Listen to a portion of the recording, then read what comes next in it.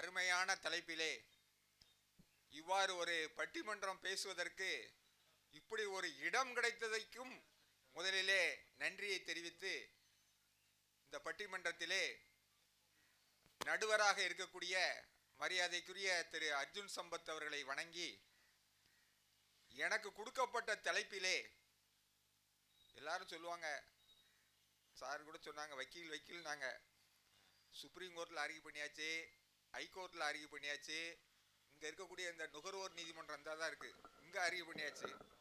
ஆனால் இன்னைக்கு இப்படி ஒரு இடத்துல அறிக்கை பண்ணுவோம் அப்படிங்கிறத நானே நினைச்சு பார்க்கல. ஏங்க திமுக வக்கீலுக்கு எங்கெங்கயோ போய் ஆர்கியூ பண்ணியும் செந்தில் பாலாஜிக்கு ஜாமீன் கிடைக்கல.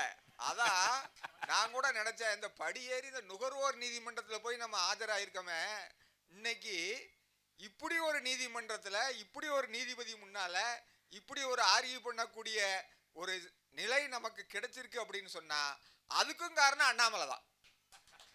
அதான் உண்மை. என்னங்க மத்தியானம் 12:30 மணிக்கு போன் அடிக்காங்க, அனுமதி மறுக்கப்படுகிறது. நீ உண்ட அனுமதியே நான் கேட்கலையே, கேட்டால நீ மறுக்கணும், கேட்கணும் அரங்க நிகழ்ச்சி. அதான் சொல்றேன், கேட்கவே வேண்டாம நீ ஏன் மறுத்தான் அப்படின்னு அதை படிச்சு பார்த்தோம். சரி, நமக்கு நீதிமன்றம் செல்வதற்கு கால அவகாசம் இல்லை, உடனடியாக தான் இந்த மாற்று ஏற்பாடுகள் செய்திருக்கிறோம். இந்த தலைப்பை செலக்ட் பண்ணதே ஒரு டெக்னிக், அதை நம்ம முதல்ல புரிஞ்சுக்கணும்.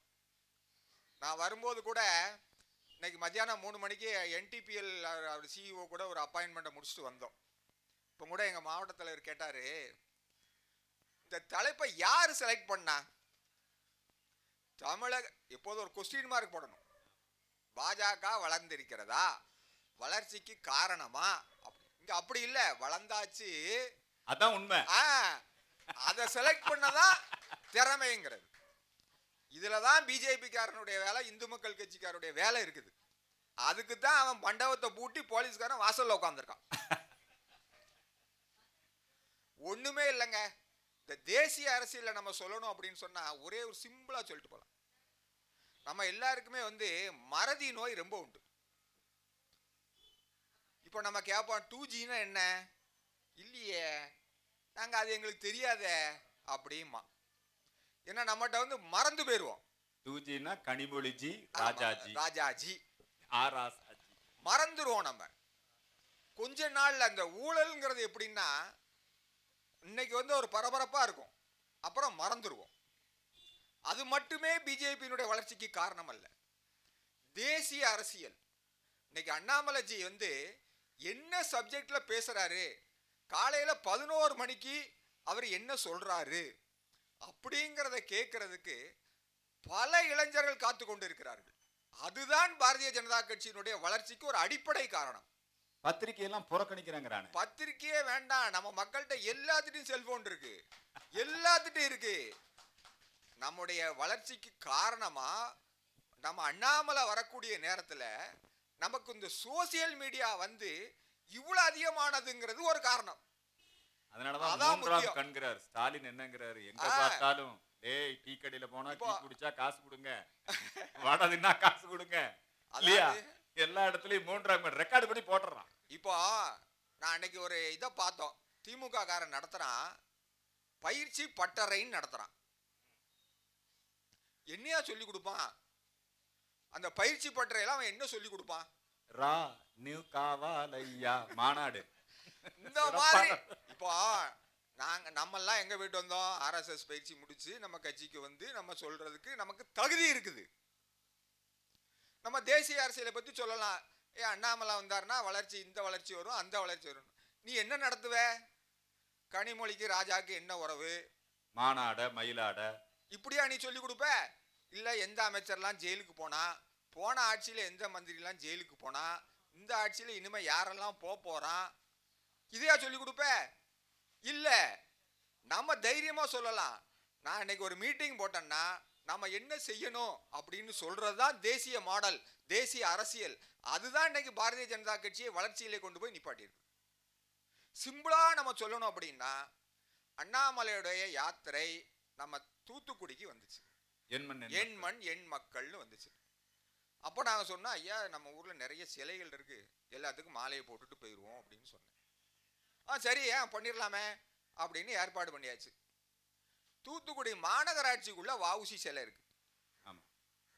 முதல்ல ஒரிஜினலா அவருடைய ப்ரோக்ராம் வந்து ஞாயிற்றுக்கிழமை, அதுக்கப்புறம் அது மாறுச்சு, வேற நாள் மாறுச்சு. அப்போ அங்க ஒருத்தர் சொன்னாரு, கமிஷனர்கிட்ட போய் ஒரு அனுமதி வாங்கிருங்க அப்படின்னாங்க. என்னையா மாலை போடுறதுக்கு என்னையா அவர்கிட்ட அனுமதி? எல்லா சிலைக்கும் தெருல இருக்கிற சிலைக்கு இல்லை ஐயா, அது இதுக்குள்ள இருக்குது, அதனால நீங்க போய் அனுமதி வாங்கணும்னாரு. சரின்ட்டு நானும் புதுசா கமிஷனர் ஐஏஎஸ் ஆஃபீஸர் இருந்திருக்காரு, ஒரு சாலை எடுத்துக்கிட்டு அவரை போய் பார்க்க போனோம். உடனே அவர் சொன்னாரு, ஞாயிற்றுக்கிழமை நாங்க திறக்க மாட்டோம், சிலையை திறக்க மாலை போட விட மாட்டோம் அப்படின்னாரு. கொஞ்ச நேரம் நாங்க ஆர்கியூ பண்ணிக்கிட்டே இருந்தோம் அவர்கிட்ட. அவர் சொன்னதையே சொல்லிக்கிட்டு இருந்தாரு, ஏன்னா அவருக்கு சூழ்நிலை அப்படி. உடனே நான் வெளியில வந்துட்டேன். சரி இவர்கிட்ட நம்ம பேச, சாலையும் போடாம வெளியில வந்துட்டோம். இவருக்கு என்ன சாலை, நமக்கு சொன்னதே கேட்க மாட்டேங்காருன்ட்டு வெளியில வந்துட்டோம். அவன் பிஏ உட்காந்துருந்தான், அவன்கிட்ட சொல்லிட்டு வந்தேன், இவ்வளவுதானே ஐயா, அண்ணாமலை நீ பூட்டி இருந்தேன்னா கம்பி மேல ஏறி மாலையை போடுவாரு, ரொம்ப பிரபலமாயிரும்னே. நான் வெளியில தான் காரு கிட்ட தான் வந்தேன். கமிஷனர் கூப்பிட்டு விட்டு மாலை போட சொல்லியா அப்படின்ட்டார். இதுதான் தேசிய மாடல், அண்ணாமலைக்கு பயப்படக்கூடிய தேசிய மாடல். அதான் உண்மை. அண்ணாமலைங்கிற பேரை கேட்டா இன்னைக்கு போலீஸ்காரன் அரள்றான். இல்ல போலீஸ் குடும்பங்கள்லாம் தீர்மானம் பண்ணிட்டாங்க, எத்தனை பேர் பூரா ஓட்டு பூரா ஓட்டு போடுறது மட்டும் இல்ல, குடும்பமா வந்து பிஜேபில சேர்றான். இந்த பாதுகாப்புக்கெல்லாம் வர்றாங்களே, எல்லாம் அண்ணாமலைக்கு சந்தோஷமா சல்யூட் அடிக்கிறான். ஆமா, தலைவருக்கு இது ஞாபகம் இருக்கான்னு தெரியல, தலைவர் இருக்கும்போது அங்க நம்ம வினோத் செல்வம் வீட்டுக்கு வந்திருந்தோம். ஆமா ஆமா, தலைவர் இருந்தாரு, நாங்களும் அவரை எங்களை அங்க வர சொல்லியிருந்தாரு, அவர் வீட்டுக்கு வர சொல்லியிருந்தாரு. அண்ணாமலைஜி வீட்டுக்கு போயிருந்தோம், ஒரு மேட்டரா போயிருந்தோம். அங்க போனோம் அப்படின்னு சொன்னா அவரை பார்க்கறதுக்கு கல்லூரி மாணவிகள் சுமார் 100க்கு மேற்பட்டவங்க நிக்கிறாங்க. எல்லாரும் அவர் அங்க இருக்காருன்னு தெரியாது தெரியாது தெரியாது அப்படின்னு சொல்லிட்டு அவர் அங்க இருக்காருன்னு சொல்லி ஒரு 100 பேர் இருக்கும். அதுல தலைவர் இருந்தாரு, நானும் இருந்தேன். எந்த அளவிற்கு அண்ணாமலையினுடைய தாக்கம் இருக்குது அப்படின்னா அந்த ஊழல்னால இல்லை, நம்ம எல்லாருக்கும் தெரியும், 2 பேரும் தமிழ்நாட்டை விட்டு ஒளிகிற அன்னைக்கு தான் இந்த ஊழல் போகும் அப்படிங்கிற நம்ம எல்லாரும் தீர்மானம் பண்ணிட்டோம். நம்ம நெகட்டிவ் ஓட்டே கேட்கல. நம்ம தமிழிசைக்கா அங்க பேசும்போது ஒரு வார்த்தை அடிக்கடி சொல்லுவாங்க, நம்ம வந்து நெகட்டிவே கேட்காத, நம்ம என்ன செய்வோம் அப்படிங்கறத சொல்லி ஓட்டு கேட்டா தான் அந்த ஓட்டு நமக்கு கண்டிப்பாக விழும் அப்படின்னு ஒரு வார்த்தை சொல்லுவாங்க. அதுதான் இன்றைய தினம் அண்ணாமலையினுடைய தலைமையிலே பாஜக வளர்ச்சி அடைந்திருக்கிறது என்று சொன்னால் அதான் உண்மை. இறுதியாக ஒன்றே ஒன்று, அண்ணாமலைஜியை பார்க்கறதுக்காக தூத்துக்குடியில வெளித்துறைமுகம் வரணும் அப்படின்னு எல்லாரும் எங்க கூட வந்தாங்க. அவருக்கு இவங்க கொடுத்த அந்த ரெப்ரசன்டேஷனை படிச்சு பார்த்தாரு, வேற ஒண்ணுமே செய்யல. உங்களுக்கு எல்லாருக்கும் தெரியும், நம்ம தலைவர் சொன்ன மாதிரி தூத்துக்குடியிலும் நாங்க வந்து ஒரு நெருக்குதல்ல இருக்கிறோம். தெரியும், தலைவருக்கு தெரியும். கன்னியாகுமரிக்கு அடுத்தால ஒரு நெருக்குதல் உள்ள ஒரு மாவட்டம் தூத்துக்குடி. அந்த நிர்வாகிகள் அவ்வளவு பேருமே நமக்கு நெருக்குதல் கொடுக்கக்கூடிய நபர்கள். சத்யா ஹோட்டல்ல போய் தலைவர் கூட ஒரு சந்திப்பு படிச்சு பார்த்தாரு. ஒரே ஒரு வார்த்தை தான் சொன்னாரு, நீங்க என்ன சொல்ல வர்றீங்களோ அது தூத்துக்குடியை எங்கோ கொண்டு சென்று வளர்ச்சி பாதைக்கு கொண்டு செல்லும். கண்டிப்பாக பியூஷ் கோயலை பார்க்க நான் கூட வருகிறேன், நிர்மலா சீதாராமனை பார்க்க நான் கூட வருகிறேன். உடனே அந்த இடத்துல சொல்லி நீங்க எப்போ நான் டெல்லிக்கு போறேன்னா அப்ப வாங்கன்னு சொல்லிட்டாரு. இன்றைய தினம் அந்த நிர்வாகிகள் இருக்கக்கூடிய அத்தனை நபர்களும் நமக்கு ஆதரவாளர்களாக மாறி இருக்கிறார்கள் என்று சொன்னால் அதுதான் பாரதிய ஜனதா கட்சியுடைய வளர்ச்சி. பாரதிய ஜனதா வளர்ச்சி காரணம் அந்த தேசிய அரசியல் தான். பாசிட்டிவா சொல்றார், கண்டிப்பாக பண்ணி கொடுப்போம். இதுல அன்னைக்கு பெரிய இது விஷயம் என்ன அப்படின்னா அதை மட்டும் சொல்லி நான் நிறைவு செய்யறேன். போர்ட் ட்ரஸ்ட் சேர்மன் லைன்ல வராரு. நம்மளுக்கு என்ன, நம்மால் என்ன பதவியில் இருக்காரு, ஒண்ணும் கிடையாது.